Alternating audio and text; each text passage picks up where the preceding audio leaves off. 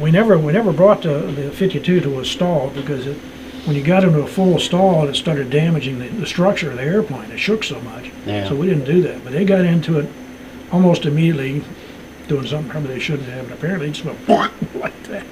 And supposedly they pulled it out, but nobody's ever proven that one. So. But yeah, the You would think 47. the funny thing, if you got yourself into a vertical maneuver and you were going down in the 104, then most people you would think, well, what you want to do, slow it down, pull the power back. 104, you wanted to push the power up because the more speed you got, the tighter you could pull the turn. What we did, and we could actually come around behind them doing this, they could turn tight. Now, we had a faster rate of turn than they did. I could go through 360 degrees much faster than they could, even though they were inside me. So we would never try and stay there and turn tight with somebody and pull G's and do it. You wanted to get your best rate of turn, and you could turn 360 degrees faster than he could pulling it like there. So you could hassle with them, and if you flew the airplane right, you could do good. Is that it was the pressure suit that you wore? That's a Russian version of it. Oh, Russian version? Well, that's the early. That's like very similar to the ones we wore early, the capstans to the altitude chamber they had up there, and we had to wear those, and they took us up to about 85,000 feet. And like this, you can't move, and your head keeps wanting to. You have to pull this chin. I don't see one on there, but you had a thing you had to pull down there. It was miserable. Now the full pressure suit was easy to fly with, really? even when you were pressurized. I think I told you about 2 classes after I was there.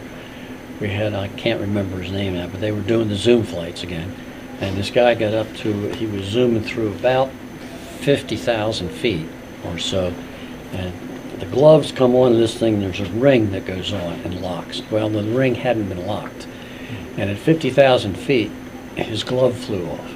Now you're depressurized. You depressurized before you started up the zoom flight. Well, and you at 50, by then he was probably closer to 58, 60,000 feet. And of course, he rolled the airplane over to bring it back down again. But at that altitude, you have what's called time of useful consciousness, and it's within seconds. Yeah. And so he got the airplane rolled over, but he passed out, and it came over and went right in. It just went straight down into the ground. And they found out that it was, and now after that, they would not only lock them, but they'd tape them. After that flight, that was the fix. Yeah. Piece of tape. Wow. Yep. Yeah, I always wanted to fly the 104, but I got in too late to do that. So. Everybody wanted to fly Yeah, one. it was really the only modern one, or the F-100. I used to load bombs on the F-100 when I was enlisted, and I liked it. But I flew the simulator quite a few times. But the 104 is the one I really wanted to do. And then by the time I got in the airplane, I didn't care whether I flew a fighter or not. So did it. Did you ever take a picture of that one for the? I have a picture that was published, and it was the rear page of one of the Air Force magazines, and it shows a guy with a full page walking out to the 104, Yeah. and underneath it says, "How lucky can you Yeah, get?" that's right.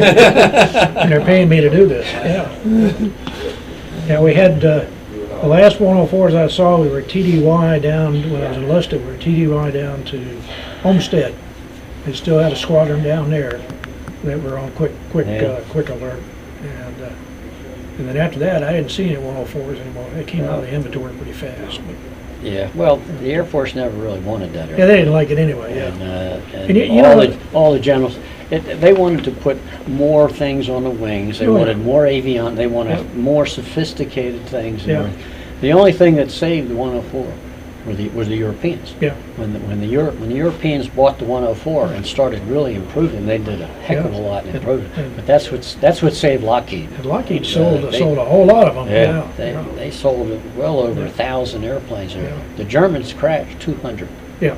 I remember that. Yeah. I was over there we deployed for the German, what we call Berlin across the wall and everything. Mm-hmm. And I can't remember the guy's name who was leading the German 104 team. Mm-hmm. on it. And when I was over, they got into weather, and he thought he could come through, and he didn't. When they come out, they were too low. Yeah. They crashed all 4 airplanes, Oh, boy, yeah. one after the other. Yeah. The Germans didn't do that. When they came out and were heading down, Yeah. and they all saw what Yeah. was going on, they went 4 different Yeah. ways, but none of them made it. None of them They made it. tried to do it. Yeah. There's an old thing about World War II. The British were flying something they were doing in their show. It was supposed to be on tape, and they're coming in. The guy comes out, and obviously he's too low. Mhm. He's not going to make it out. And he says, "Tuck it in, lads. We're going in." 1, 2, 3, 4, right in the Boy. formation. Wow. I read a thing here recently. I've always been interested in what the 104 did in Vietnam, because, you know, it was over there. Yeah. And I guess they were over there initially in case the North Vietnamese came south, but then as I understand from this article, they flew top cover for B-52 strikes. Yeah. And when Olds went in with the F-4s using the 105 call signs, their top cover were 104s. I had And, friends who were still in this. That was my yeah. squadron that was in there Yes, at the yeah. time. And I had friends that were still in it. And you could put a couple bombs on the 104 on the pylons. He was talking about doing that too, yeah. And they did some bombing, and then they did some for Yeah, some of the air cap. For, Yeah.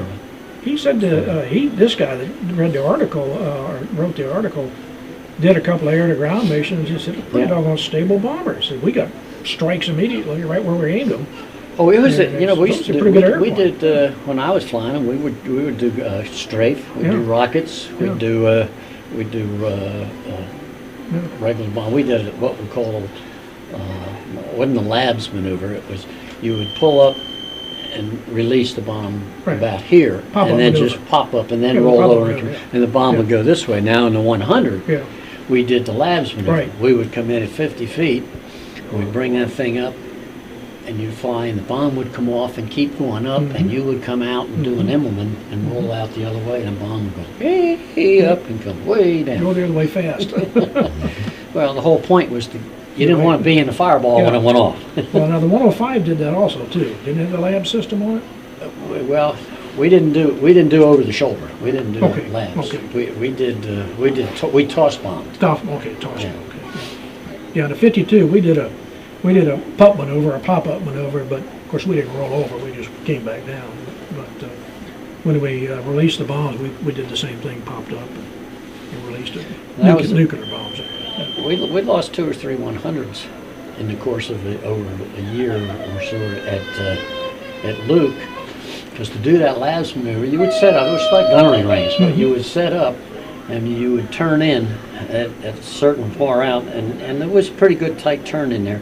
And you'd get on the running lines, you'd get your airspeed, and you were about 50 feet, and you'd run into the pull-up point, and then you'd go up. Mhm. And we had several people that with the 100 were trying to get on the line, and they weren't getting it, and instead of ruddering it over, they put the stick over, and once you Oh, did boy. that, you Yeah. went the other way, Yeah. you got adverse shot for them, flipped them into the ground. Yep.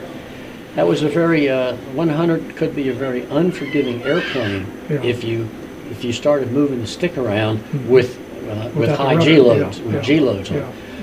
Yeah, I talk to our pilots all the time, because of course I was going back to flying anyway. I was in between years of school. And, yeah, so that's a rudder, they called it a rudder airplane. It is, So, it yeah. was, it was good. Yeah, we had one guy that came in and I don't know what speed he was going, because I can't remember when the slats came out, but one side didn't come out. And he was not happy camper when he got on the ground.